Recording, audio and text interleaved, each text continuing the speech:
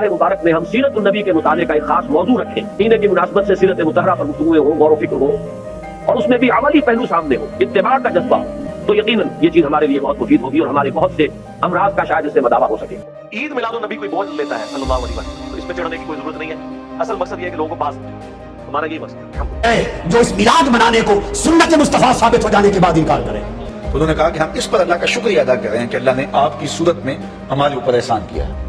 सल्लल्लाहु अलैहि वसल्लम पर जो उमूर इख्तियार किए जाते हैं, अगर उन सबको आप इनफरादी तौर पर देखें तो किसी न किसी का कहीं ना कहीं कोई ना कोई सबूत कुरान से या हदीस से मिलेगा, या उसकी इजाजत कुरान या हदीस से मिलेगी। हजरत अब्बास से किसी ने कहा था अल्लाह की सबसे बड़ी नेमत, तो बुखारी उठाना फरमाने लगे मुहम्मदुन नेमतुल्लाह। तुम फरमाओ अल्लाह ही के फजल और उसी की रहमत, और उसी पर चाहिए कि खुशी करें, वो उनके सब धन दौलत से बेहतर है। अच्छा, फिर अल्लाह की कोई भी रहमत हो तो खुशी करने का हुक्म है, तो सबसे बड़ी रहमत हो। आपको मालूम है कि माह रबीउल अव्वल का आगाज हो चुका है, दूसरी तारीख खत्म हुई और आज हम तीसरी शब में इस वक्त यहाँ बैठे। ये माह मुबारक हुजूर सल्लल्लाहु अलैहि वसल्लम की सीरत मुतहरा से एक बड़ा गहरा ताल्लुक रखता है। हुजूर की विलादत बासआदत भी इसी माह मुबारक में हुई, लेकिन ये कि जहाँ तक आपकी विलादत और आपके वफात का इस माह मुबारक में होना है वो साबित है। मज़ीद बरअ हुजूर का वुरूद मदीना मुनव्वरा में भी माह रबीउल अव्वल में हुआ। इस पहलू से अगर इस माह मुबारक में हम सीरत नबी के मुताले का एक खास मौजू रखें, किसी तारीख के तयन के बगैर इस महीने की मुनासबत से सीरत मुतहरा पर गुफ्तगू हो, गौर व फिक्र हो, और उसमें भी अमली पहलू सामने हो, इत्तिबा का जज्बा हो, समझना समझाना इसलिए हो कि उस पर अमल करना है, तो यकीनन ये चीज हमारे लिए बहुत मुफीद होगी और हमारे बहुत से अमराज का शायद इससे मदावा हो सके। ईद मिलादुन नबी कोई बोझ लेता है सल्लल्लाहु अलैहि वसल्लम, तो इसमें चढ़ने की कोई जरूरत नहीं है। असल मकसद ये है कि लोगों को पास चाहिए, हमारा यही मकसद है। अल्हम्दुलिल्लाह। अच्छा, इस हवाले से बात लोग ये पूछते हैं कि मिलाद के ऊपर अगर कोई घर में खाना भेज देता है, भाई जो खाना लेके आए उससे पूछें किसके नाम की नियाज है। 10 मुहर्रम का खाना हो, 11वीं का खाना हो या मिलाद का खाना हो, जो लेकर आया उसे पूछें किसके नाम का है। अगर वो कहे ना अल्लाह के नाम का है तो ले लेना, खा ले, कोई मसला नहीं। और अगर वो अल्लाह के सिवा किसी और का जिक्र करे फिर भी उसे पूछ लें। बाद लोगों को बताने में वो कहते थे ना अब्दुल कादिर जिलानी की 11वीं है, तो क्योंकि उनके नाम किया या अल्लाह के नाम किया और उनको सवाब पहुंचाने के लिए, यानी अगर बिरयानी खानी है तो फिर पूरी तहकीक कर लो। तो इंशाल्लाह आपको सारे मुसलमान यही कहेंगे कि ये सवाब पहुंचाने के लिए। तो मैयत की तरफ से साले सवाब, सदका और खैरात का जो खाना है वो आप खा सकते हैं। आप उस एक्टिविटी के बारे में कह सकते हैं खाना हराम नहीं होगा। फिर जो बंदी अहले हदीस शिया सारे मानते हैं कि अल्लाह के सिवा किसी और के नाम का खाना नजर न्याज मन है, इस पे तो कोई दूसरी राय नहीं है। वो तो कहते हैं हम इसाले सवाब के लिए। लेकिन अगर इसाले सवाब के साथ किसी का ये जुड़ गया है कि हम अगर 11वीं के मौका पर दाता दरबार के ऊपर दूध नहीं चढ़ाएंगे तो हमारी भैंसें दूध देना छोड़ देंगी, तो सर ये तो फिर बहुत आगे बात चलेगी ना। क्योंकि आप ये ज़हन में रखिएगा कि आप जिस मुल्क में रह रहे हैं वहां पर सदियों से इन चीजों को नबी इस्लाम के साथ अकीदत के साथ लोगों ने जोड़ा हुआ है। लिहाजा कोई हरकत ना करे कि कोई मिलाद का झंडा फाड़ दे, कोई जरूरत नहीं है। कहीं पे लाइटिंग हुई भी है उसको खराब कर दे, कोई जरूरत नहीं। मैं आपको अपना बताऊं, जब मेरे बच्चे छोटे छोटे थे ना तो मिलाद के ज़ाहिर महीने में तो पूरा कल्चर है सब कॉन्टिनेंट का। आप क्या बच्चों को लाइटिंग करने से, झंडियां लगाने से रोक सकते हैं? मुझे बताएं। तो मैं खुद उन्हें पैसे देता था, वो ज़ाहिर पैसे मांगते थे कि नई झंडियां लगानी है, ठीक है लगा लो। मेरे पास वो मोहल्ले वाले कुछ इकट्ठे होकर आ गए, जी हमने झंडियां लगानी है तो चंदा चाहिए, ले लो यार लगाओ।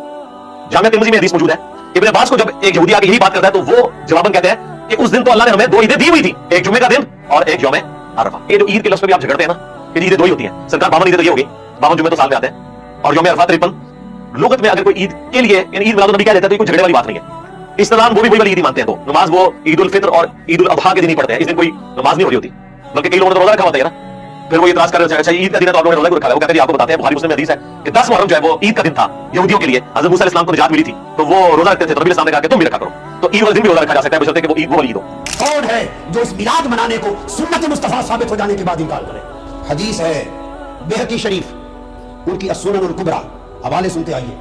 इमाम अस्कलानी फतहुल बारी में, इमाम अस्कलानी तहज़ीबुत तहज़ीब में, इमाम अस्कलानी तलख़ीसुल हबीब में, इमाम मिज़्ज़ी तहज़ीबुल कमाल में, तहज़ीबुल अस्मा में, इन तमाम कुतुब में, इमाम सयूती अल हामिद अल फतावा में, इमाम ज़हबी मीज़ान अल एतिदाल में, तबरानी अल मुअज्जम अल औसत में, मक़दसी अल हदीस अल मुख्तारा में, कल कुतुब में हदीस है कि हुज़ूर अलैहिस्सलातु वस्सलाम ने ऐलान नबुव्वत के बाद बकरे ज़िबा किए अपनी विलादत की खुशी में और सहाबा को इकट्ठा करके लंगर अपने मिलाद का खिलाया। हदीस के लफ्ज़ हैं अन्न नबी सल्लल्लाहु अलैहि वसल्लम अक्का अन नफ्सिही बअद अन्नुबुव्वा, बैहक़ी सुनन कुबरा में और मुस्नद बज़ार में भी है और मजमू ज़वाइद में इमाम हैसमी ने भी रिवायत किया। हुजूर ने बकरे ज़िबा किए और जमा करके कुल सहाबा को लंगर मिलाद खिलाया।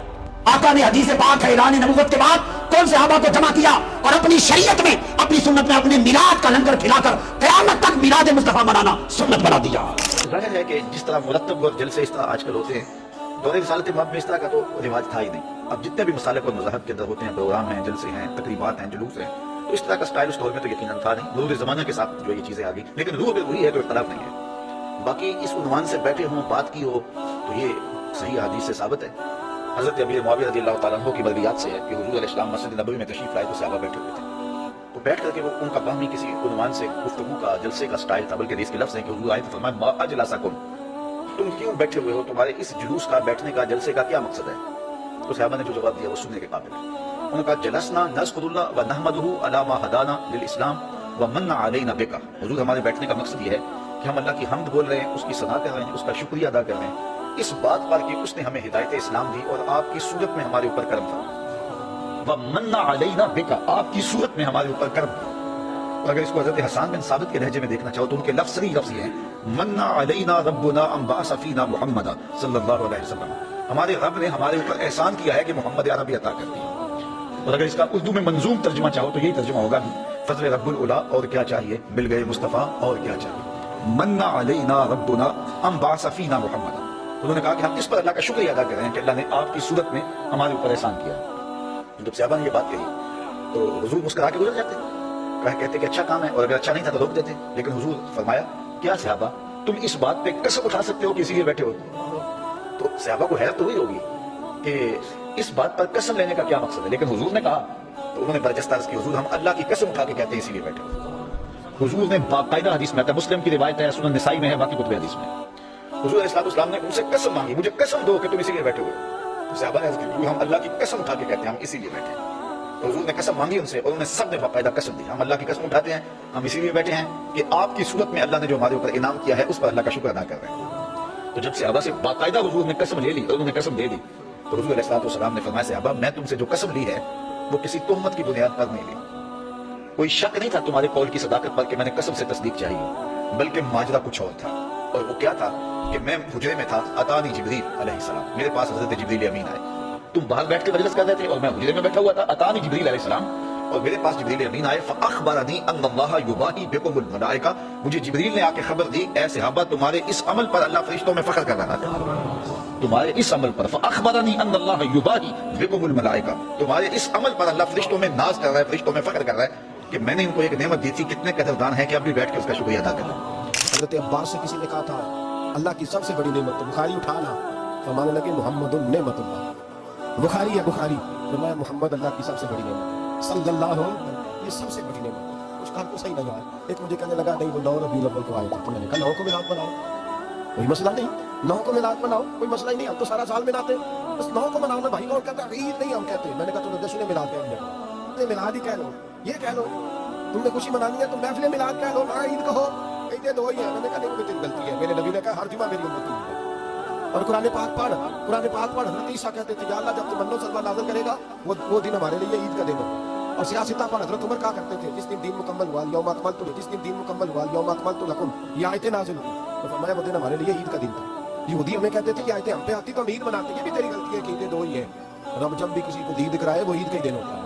عید میلاد النبی پہ اظہار مسرت کرنا، خوشی کا اظہار کرنا، خوشی کا اظہار کرنا، یہ تو ایمانی تقاضا ہے، یہ تو روح کا تقاضا، یہ تو اندر چھلتا ہے. شریعت جتنی ہمیں اجازت دیتی ہے اتنا ہم کرتے ہیں. اور کوئی میلاد کی محفل میں کوئی ایسا کام نہیں ہوتا جو شریعت سے ٹکراتا ہو. پہلے کیا ہوتا ہے؟ تلاوت، منع ہے قرآن پڑھنا. دوسرا کیا ہوتا ہے؟ اتنا درجہ ہے نعت کا.